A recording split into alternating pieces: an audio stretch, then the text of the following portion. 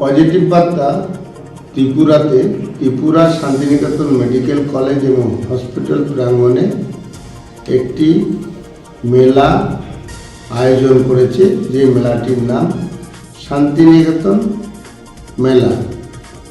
এই মেলার মেন উদ্দেশ্য কন্টেন্ট ক্রিয়েট করা সোশ্যাল ইনফ্লুয়েন্সারদের, অর্থাৎ সোশ্যাল ইনফ্লুয়েন্সাররা শিল্প উপযোগী পরিবেশ তৈরি করবে, সেই ভাবনার উপরে পজিটিভ বার্তায় এই মেলাটি আয়োজন করেছেন। এখানে কলেজ কর্তৃপক্ষ কলেজের প্রচার এবং প্রসারের জন্য বিভিন্ন শিল্পপতি যারা হসপিটাল সংক্রান্ত মাল তৈরি করেন বা ব্যবসা করেন, তেনারা সামগ্রিক নিয়ে বসেছেন। ডাক্তারবাবুরা দেশ বিদেশ থেকে এসছেন, স্বাস্থ্য সংক্রান্ত বিভিন্ন ধরনের সেমিনার করছেন। এখানকার বিভিন্ন শিল্পপতি, বিভিন্ন ধরনের মানুষ তাদের শিল্পের পসরা নিয়ে তারা এখানে সাজিয়ে বসেছে বিক্রির আশায়। সাংস্কৃতিক অনুষ্ঠান আয়োজন করা হয়েছে, কলেজের ফেস্ট হচ্ছে। এখানে সাহিত্য, শিল্প, সাংস্কৃতিক, ডিজিটালের একটা মেলবন্ধন হয়েছে। এর মধ্য দিয়ে কন্টেন্ট ক্রিয়েট করে লোকাল ইনফ্লুয়েন্সাররা বিশ্বব্যাপী ছড়িয়ে দিচ্ছে। এর ফলে ত্রিপুরার শিল্পবন্ধব পরিবেশ সৃষ্টি হচ্ছে। নেক্সট জেনারেশন পজিটিভ ভাবধারায় গঠিত হবে, এই ধ্যান ধারণা পজিটিভ বার্তার। এই মেলায় সকলকে অংশগ্রহণ করার আবেদন জানাচ্ছি। পজিটিভ বার্তার ভাবনা সিটিএ নামক একটি অ্যাপসের মাধ্যমে যে সমস্ত শিল্পপতি এই প্রমোশনের কাজে নিজেকে নিযুক্ত করবেন বা শিল্পকে নিযুক্ত করবেন, তাদের যে টার্নওভার তার 10% টাকা এই সমস্ত সোশ্যাল ইনফ্লুয়েন্সারদের মধ্যে বন্টন করে দেওয়া হবে। এটা একটা সামাজিক দায়বদ্ধতা থেকে করা হচ্ছে। এর ফলে শিল্পপতি অর্থনৈতিক দিক থেকে বেনিফিটেড হবে এবং ইনফ্লুয়েন্সাররাও অর্থনৈতিক দিক থেকে বেশ বেনিফিটেড হবে। তাই উভয়ে নিজের স্বার্থে এই কাজটি করবে। সোসাইটি শিল্প উপযোগী পরিবেশ পাবে এবং ইতিবাচক খবর পাবে। এর মধ্য দিয়ে সমাজ একটি ভালো জায়গায় দাঁড়াতে পারবে বলে পজিটিভ বার্তা মনে করে। নমস্কার। পজিটিভ বার্তার উদ্যোগে ত্রিপুরা শান্তিনিকেতন মেডিকেল কলেজে শান্তিনিকেতন মেলা অনুষ্ঠিত হচ্ছে।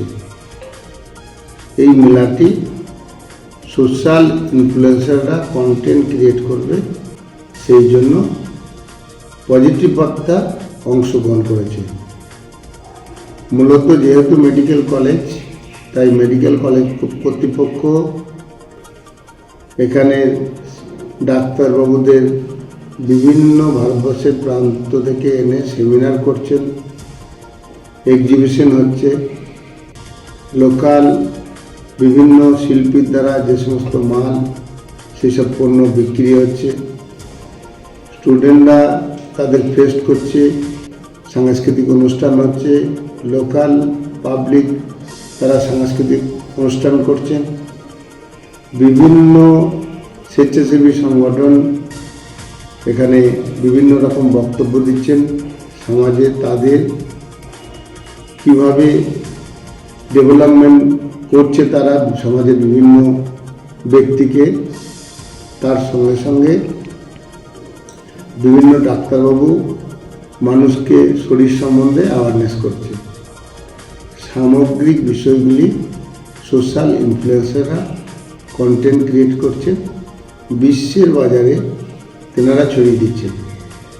পজিটিভ বার্তার উদ্যোগে সোশ্যাল ইনফ্লুয়েন্সাররা ট্যালেন্ট ম্যানেজমেন্ট, প্রচার এবং প্রসার এটি গঠন করে ছোট বড় সমস্ত শিল্পপতিকে প্রমোশন, শিল্পের মালকে প্রমোশন এবং মাল বিক্রিতে অংশগ্রহণ করার কথা চিন্তা ভাবনা করেছে এবং তারা এই কাজটি করার ক্ষেত্রে এই মেলা অনেকটা ত্বরান্বিত করছে।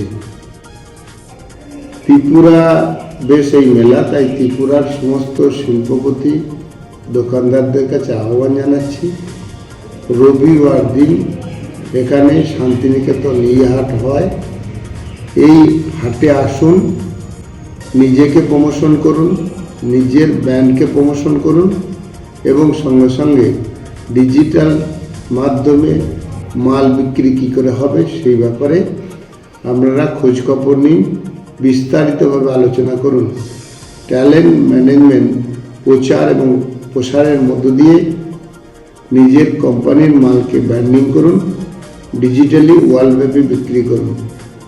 এই কাজটি সিটিএ অর্থাৎ কল টু অ্যাকশন নামক অ্যাপস দ্বারা পজিটিভ বার্তা পরিচালিত করবে, যার মাধ্যমে তাদের টোটাল যে টার্নওভার 10% প্রচার প্রসার এবং বিক্রির ক্ষেত্রে ব্যয় হবে।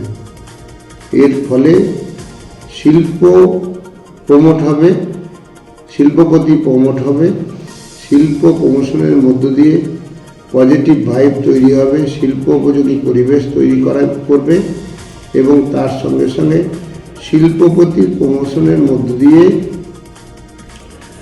তারা নিজেদেরকে অনেকখানি সমাজের বুকে তুলে ধরতে পারবে, যার ফলে নেক্সট প্রজন্ম চিন্তাভাবনা করতে পারবে যে আমি শিল্পপতি হব।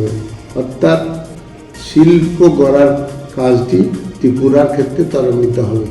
এই ভাবনার উপরই শান্তিনিকেতন মেলা। সকলকে আসার এবং অংশগ্রহণ করার জন্য আবেদন জানাই। নমস্কার। পজিটিভ বার্তা তো সবসময় বিভিন্ন ইতিবাচক ক্রিয়াকর্মের সাথে যুক্ত থেকে বিভিন্ন বার্তা সমাজে দিয়ে চলেছেন। তো ত্রিপুরা শান্তিনিকেতন মেডিকেল কলেজের সংলগ্ন জায়গাতে যে গোমাতা সেবা কেন্দ্র, পজিটিভ বার্তার সাথে গোমাতা সেবা কেন্দ্রের সম্পর্ক কী? দেখুন, ভারতবর্ষ ধর্মপ্রাণ জায়গা। অন্তত 80% মানুষ ধর্মের উপর নির্ভর করে অনেকখানি চলেন, সে যে ধর্মীয়, হিন্দু মুসলিম সব ধর্ম।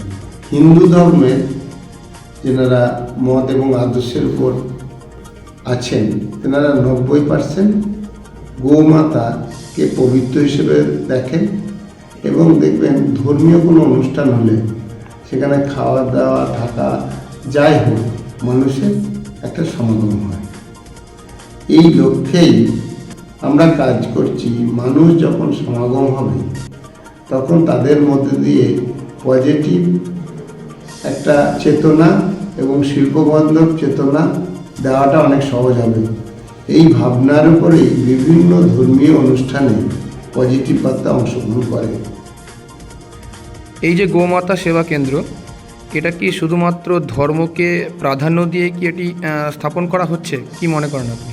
দেখুন, একটা ধর্মীয় ভাবাবেগকে কাজে লাগিয়ে পজিটিভ ভাইব তৈরি এবং শিল্পবান্ধব পরিবেশ তৈরি করা, এটা পজিটিভ বার্তার একটা চিন্তাভাবনা। তার সঙ্গে এই যে গোমাতার যে সেবাকেন্দ্র স্থাপন হয়েছে, গরুর মাধ্যমে সমাজের অনেকটি অর্থনৈতিক ডেভেলপমেন্ট ঘটছে। আজকে গ্রাম বাংলার কৃষির উপর যেমন নির্ভরশীল, তেমনি গোপালনের উপরও নির্ভরশীল। এখন আমাদের সোসাইটি বর্তমান চিন্তাভাবনা, যদি গরু একটি রাখার জন্যে সুন্দর আধুনিক গোখামার করা হয়, সেখানে হসপিটাল করা হয় গরুর চিকিৎসার জন্য এবং রাজ্য সরকারের সহযোগিতায় সেখানে যদি একটি গবাদি পশুর জন্য মেডিকেল কলেজ করা হয়, তাহলে সাধারণ মানুষের প্রচণ্ড উপকার হবে। কারণ অনেক সময় বিভিন্ন গরু বিভিন্ন কারণে মারা যায় বা ক্ষতিগ্রস্ত হয়, সেখান থেকে অনেকটা রোধ করা যাবে। তাছাড়াও আমাদের যে চিন্তাভাবনা, বিভিন্ন পাহাড় পাবলিকের বা সরকারের যেটা রয়েছে তাদের সঙ্গে একটা এগ্রিমেন্ট ভিত্তিতে বা যৌথভাবে এই পাহাড়গুলিতে অস্ট্রেলিয়ার মতো আমরা ওপেন গরু চাষ করতে চাইছি। ড্রোনের সাহায্যে এবং পরবর্তীকালে হেলিকপ্টারের সাহায্যে যদি আমরা পরিচর্যাটা করি তাহলে পরিকাঠামোগত খরচ হবে না। তারপরে এগুলি পালন করার জন্য এদিকে বেঁধে রাখা, ঘাস কেটে খাওয়া, এগুলো ওরা গোচরণ ভূমিতেই নিজেরা থাকতে পারবে এবং অর্থনৈতিক দিক থেকে যেমন লাভ হবে, আর গৌমাতা যেটা বলা হচ্ছে ধর্মীয় জায়গা থেকেও বন্ধনহীন গরু সুন্দরভাবে থাকতে পারবে। আমি আশা রাখছি সরকারের সঙ্গে আলাপ আলোচনার মাধ্যমে ত্রিপুরাতে এই ধরনের ওপেন গোমাতার খামার করা যাবে রাজ্য সরকারের সহযোগিতায়। এতে করে ত্রিপুরার অর্থনীতিতে কেমন প্রভাব ফেলতে পারে? শুধু ত্রিপুরা নয়, নর্থ ইস্টে যা পাহাড় আছে যদি ঠিকঠাক করে চাষ করা যায়, আমার অনুমান সুন্দরভাবে 1 লক্ষ গরু পালন করা যাবে। সেটা যদি করা যায়, আমুলের মতো যদি লোকাল মহিলাদের নিয়ে একটা কোঅপারেটিভ করে এরকম সংস্থা করা যায়, অর্থনৈতিক ক্ষেত্রে এই পাহাড়ি জায়গায় আমূল পরিবর্তন ঘটবে বলে আমার সোসাইটি মনে করে। স্যার, এর জন্য কি ত্রিপুরাতে মহিলা এন্টারপ্রেনিয়র দিয়ে তাদেরকে উদ্যোক্তা তৈরি করে? এবং মহিলা এন্টারপ্রেনারদের দিয়ে অনেক রকম চেষ্টা চলছে, কতটা সফল হবে ভবিষ্যৎ বলবে। যেমন গোপালন, কৃষিকার্য, স্বাস্থ্য পরিষেবা সব জায়গাতেই আধুনিক প্রযুক্তিকে কাজে লাগিয়ে বাড়ি থেকেই বা কাছে কোনো জায়গা থেকে তারা যাতে জব করতে পারে আমরা ভাবনা চিন্তা করছি। এক্ষেত্রে মহিলাদের কাজে লাগিয়ে বা মহিলাদের কর্মসংস্থান দিয়ে আমুলের মতো ফার্ম তৈরি করে এই ডেভেলপমেন্ট করা যেতে পারে। 23 তারিখ আনুষ্ঠানিকভাবে গোমাতা সেবা কেন্দ্রের ভূমি পূজা হয়েছে। আপনার মতে কতদিন বা কয়েক মাসের মধ্যে এই যে গোমাতা সেবা কেন্দ্র পুরোপুরিভাবে স্থাপন করা হবে? আমরা এখানে একটি হসপিটালের কথা ভাবছি এবং পরবর্তীকালে মেডিকেল কলেজ, যেটা হচ্ছে veterinary medical college. Medical college রাজ্য সরকারের ছাড়পত্রের একটা বিষয় আছে, সেন্ট্রাল গভর্নমেন্টের অনুমোদনের একটা বিষয় আছে, আমাদের প্রস্তুতির বিষয় আছে। এই বিষয়গুলো সম্বন্ধে আমি এখনই কিছু বলছি না, কিন্তু গোমাতা কেন্দ্রটি আমরা 1 বছরের মধ্যে টোটাল কমপ্লিট করে এর হসপিটালও অধিকাংশ পার্টটাই আমরা কমপ্লিট করে দিতে পারবো, আমি আশা রাখছি।